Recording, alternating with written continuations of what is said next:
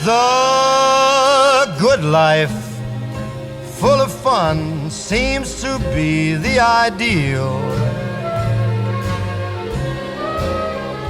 Yes, the good life lets you hide all the sadness you feel.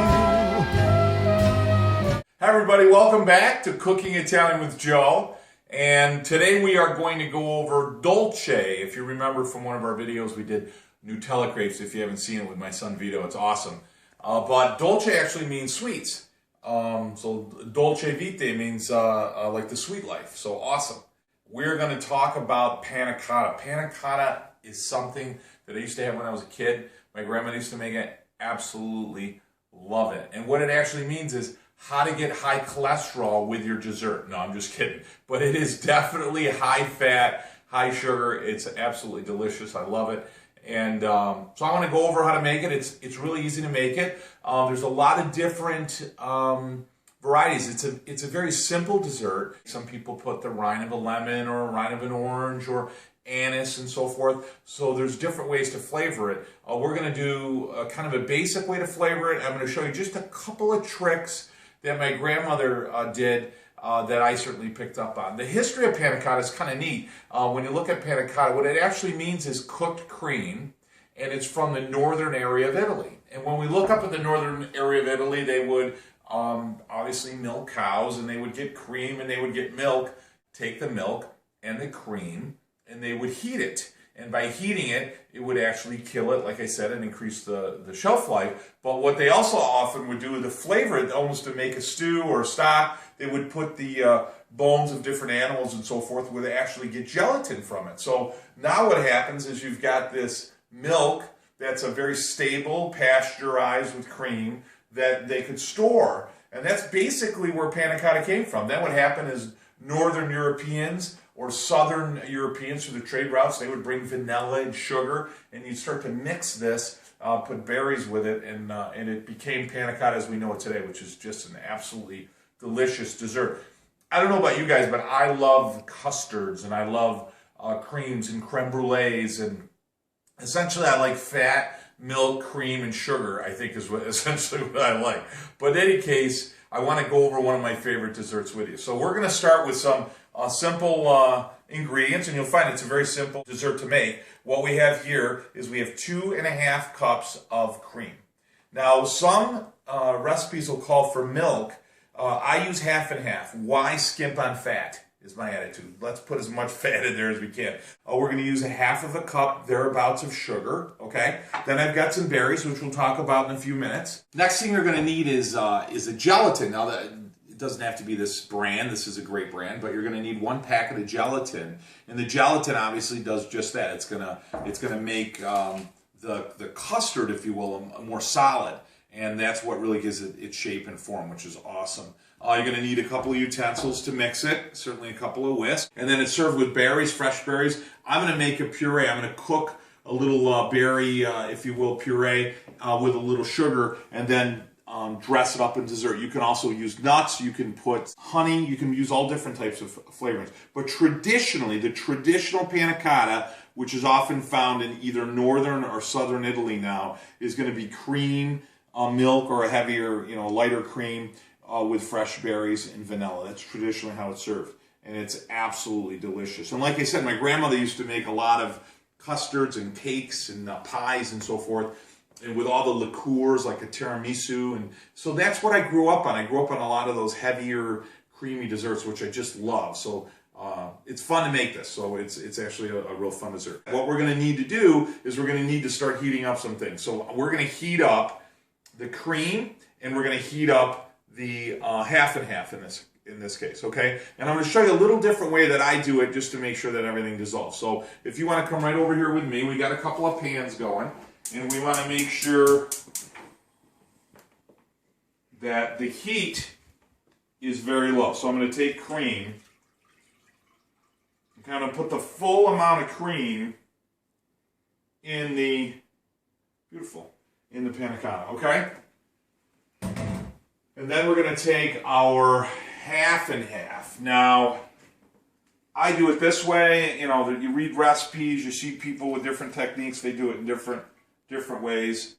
We're going to pour the gelatin in the half and half, okay? And we want it to fully dissolve. At the same time, this is heating. Then what you're going to do is you're going to incorporate the half and half into the cream. You're going to stir that up, and we're going to, at that point, incorporate the sugar and the vanilla. So again, it's really easy to make. It's kind of fun to make. Okay, so now we're going to take the gelatin, and you're just going to sprinkle it right there on the inside of your container. That's it, right? And then you're going to take a whisk. I got my cute little whisk. Isn't that great? So what I'm doing is you want to get the gelatin in the half and half, or milk if you choose to use milk, just when it's cool or just when maybe you turn the heat on, and you're going to let that dissolve. Once it dissolves in, you want to whisk it really well, and then as it heats, it'll start to activate the gelatin. That's what you want to do. Okay? The other one that I like to do, when I say other one, the other trick I like to do is I like to add the sugar into the half and half. And I'll show you why in a minute. One of the parts of Panna Cotta that makes it great, that cooked cream that makes it great, is that it's delicate. The texture. You want it to be smooth. You want it to be silky.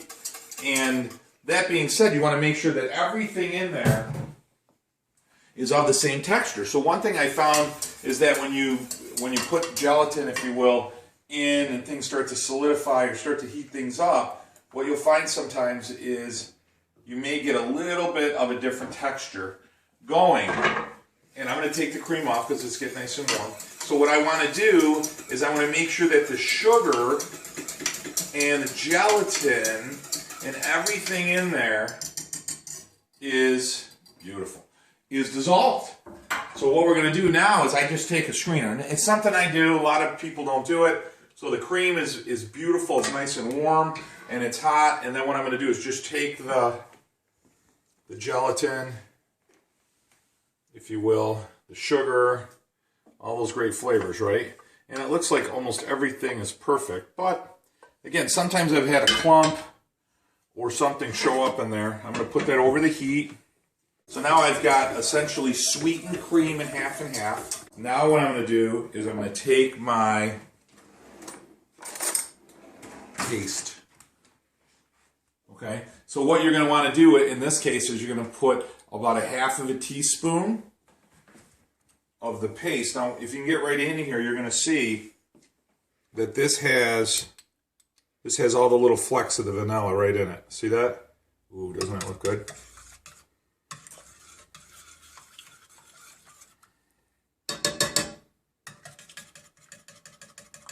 Just mix that right in there. That's beautiful. And then what I'm going to do is I'm going to still put, even though I put that in there now, I'm going to put a half of a teaspoon of vanilla, pure vanilla, in there as well. So I've got a half of a teaspoon of vanilla, and then a half of a teaspoon of the vanilla bean paste. And again, that's the way I do it. You're going to see it just gives you a color. I'll tell you, there's nothing that smells better than cream and sugar and vanilla. It's absolutely phenomenal. So this is cooking, and this is nice and warm. We've got the gelatin in there, and the gelatin's going to give that a nice solid form. And what we're going to do is take the ramekin, and real simple, you just take some butter, you put it on your finger, right? So this has had a chance to warm a little. And you just smear it on the inside of the ramekin. That's all you got to do. And again, I've seen people use sprays and such, and that's fine. It's just, I don't want anything to pick up a flavor, but you don't want to use salted butter. I know I talked to you about that already. So you're going to spread the butter inside. Well, then what we're going to do is we're going to take the cream with the sugar and the vanilla and the gelatin, and we're going to set that off to the side. We want it to cool a little bit, okay? And then once it cools a little bit and it almost starts to solidify, you're going to see it'll start to cover the back of the spoon. And I'll show you what I mean by that. Then what we're going to do is we're going to pour that into our mold, okay? And that smells great. It's warm. The gelatin has been activated. The sugar's dissolved. I strained it all, so everything's perfect. All right, while the cholesterol-producing dessert, Dolce, is in the refrigerator, I love it. I have to say, when we were off camera, I was actually slurping it. It was so good. But in any case, what we want to do now is we want to make a syrup. And again, this is how I traditionally do it. So what we want to do is we want to take some berries. So blackberries, raspberries, you can use whatever you want, okay? We're going to take some sugar, and we're going to take some wine, all right? And some red wine. Doesn't have to be a sweet wine or dessert wine. And you're going to put in about 1/4 cup. I'm going to put a little bit more. And you don't want the wine necessarily to overtake the flavor of it. You're not really going to taste it that much. What a lot of people maybe aren't familiar with it is the fact that alcohol, what it does is it acts almost as a solvent. It starts to break down other compounds that are inside the berries. So like, for example, when you have a vodka sauce, that's an Italian flavor, or when you have Marsala wine that you put in a cannoli dough, you're doing it because the alcohol actually breaks down certain components within the food, so it extracts flavors that you otherwise wouldn't be able to get. So that's why you want to use a wine. So we've got a wine, red wine in there, as I said. We've got some sugar. I'm just going to dissolve it, and then what I'm going to do is I'm going to put the majority of my berries. Now I want to save a couple, maybe to plate it. So that's what I'm going to do, and I'm just going to try to save a couple of really nice ones here. Well, maybe some of the other ones that are beat up a little bit or bruised up. Okay, so that'll be nice for a dish. And then I'm going to put the same thing. I'll put the blackberries in there. Oh, they look good. These look good. My grandmother would usually put like an orange or a lemon. Look at that. You just put the berries in there, and then we're just going to cook them down, okay? So she would usually put a piece of citrus, and she would usually flavor the panna cotta often with like a zest of a lemon, and she would always use that. Lemons are grown all over Italy, so you guys probably heard maybe of limoncello, which is like a lemon liqueur, and it is awesome. It's great if you're having a cold. It's great anytime you have a dinner. My mother would often take limoncello, or she would take lemon juice with whiskey and sugar and heat it up, and boy, you know, the alcohol along with that flavor would kind of open up your chest, and after a while, my brother and I were sick every day just so we could get a little bit of limoncello heated up. But so we're going to let this cook down, and we're just going to heat it. And already what's happening, if you want to come in here, what's already happening is, just with a little bit of heat, is the wine is breaking down, almost like dissolving some of the berry. So, and there's a couple different ways to do it. You can totally puree it, which is great, and that looks really beautiful. Sometimes you can leave it like partially pureed, almost like crushed. Sometimes you can crush it and try to puree it yourself and then filter it. I'll tell you, one of the things I love, and I can do it right now, is just you start to smell those flavors. And I know I talk about that a lot, but boy, it just puts me right back into the kitchen with my father, my grandmother, my brother, and all those wonderful memories we had when we were kids, you know. And life was a lot simpler, a lot easier, certainly as a kid. You know, your biggest concern was where you were going to sit at the table. I don't know if you guys ever had that experience, but in our house, especially at my grandfather's house and my aunt's house, my great aunts, that's where we would have all the big meals. So you weren't allowed to sit at the adult table until you got to a certain age. So kind of like everybody has a little bit of that matured moment in your life when you've gotten to that point of your age where you're kind of accepted in a different group. That was a big deal to be maybe 16 years old and sit at the adult table. And you'd wait for it for years, and then you'd find, boy, this smells good right there, I'll tell you. And then you'd finally get there, and the first time it was great, and then after that you're like, what the hell do I want to sit here for anyways? All they're doing is talking about politics and world's problems. I'd rather go sit with my younger sister and cousins, so kind of funny. So I'm going to let that cook and just kind of break itself down. Oh yeah, that's good. That's really good. And now what's beautiful about that, I'm going to turn this way down. And what's beautiful about that is that's actually going to complement that creamy texture that you're going to get in the panna cotta, because the panna cotta now is a cream and a sugar, and it has a beautiful, rich, delicate flavor, but then that fruit, if you will, and those berries will actually cut the flavor. It's going to be great. Okay guys, what I did here was I took our awesome Dolce. This smells absolutely beautiful. And what's nice about that vanilla paste that I took is you can see the little flecks of vanilla bean, and that's when you can tell if Panna Cotta is like a real good quality. You want to see that vanilla bean, not just the vanilla flavor. So that's awesome. So what I have is these cute little, if you will, ramekins, and they have little lids on it. One thing that's important, you always want to cover your Panna Cotta, even if you're not going to take it out of the dish, because if you let it refrigerate, especially with the cream, sometimes it'll get like a skin on it, and it just changes that texture. So what I did is I transferred the liquid out of the pan, obviously, and it's cooled a little, so it's just starting to thicken. You can tell, see how it's starting to stick to the sides? Boy, this is good. Oh yeah. And now what happened here, which isn't a bad thing, but what I could see starting to happen is some of the vanilla bean on the bottom, just through gravity, right? It's heavier. Started, whoop, I made a little mess there, didn't I?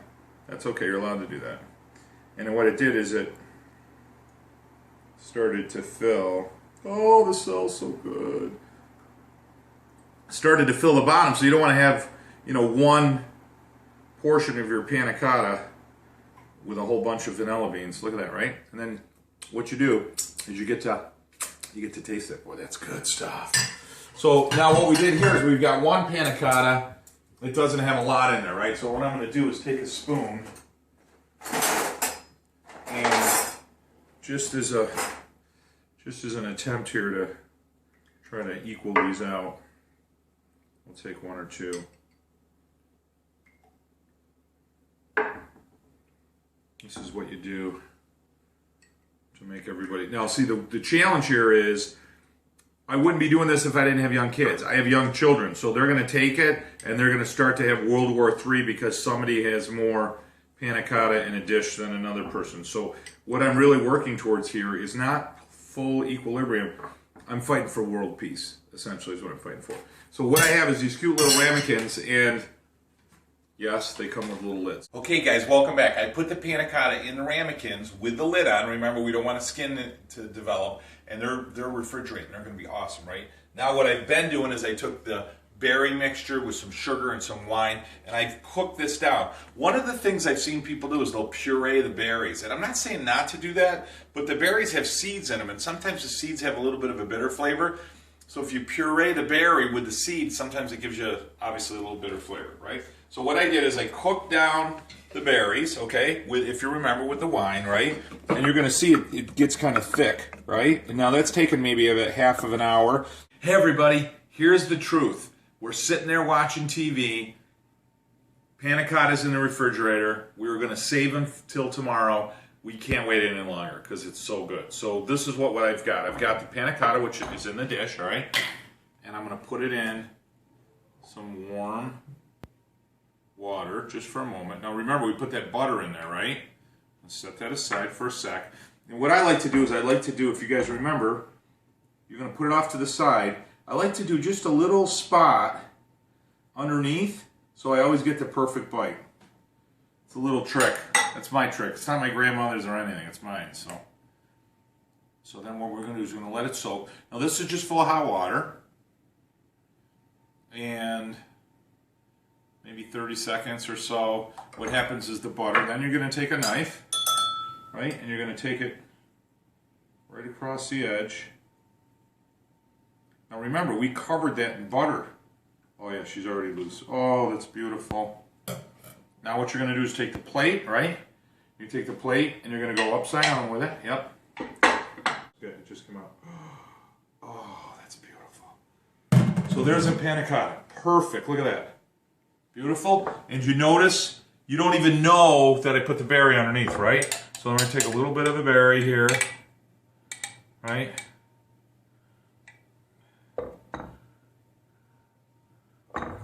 Side. Oh, that's beautiful. And then we're going to take a couple of berries, right? You can put those right off to the side like this. Maybe a raspberry in the middle. A little sprig of mint. How beautiful is that? Huh? And that's Panna Cotta. You're going to see the little flecks of vanilla in there. Molto buono. That's what that is. Molto buono. That's going to taste absolutely delicious. This is just such a beautiful dessert, and I love it. And remember, guys, when you sit down with family, it's something that you can make, traditions. You can always take the little Panna Cotta out of the dish with your kids, set them down, have them spread and prepare some of the plates for you, because that's what it's really about. It's about setting traditions, spending time with loved ones, spending time with your family. I want to thank you guys for joining me. This is one of my favorite dishes, and I really enjoyed sharing it with you guys. Have a great week spending time with your family. I look forward to talking to you on one of our next videos. Buon appetito.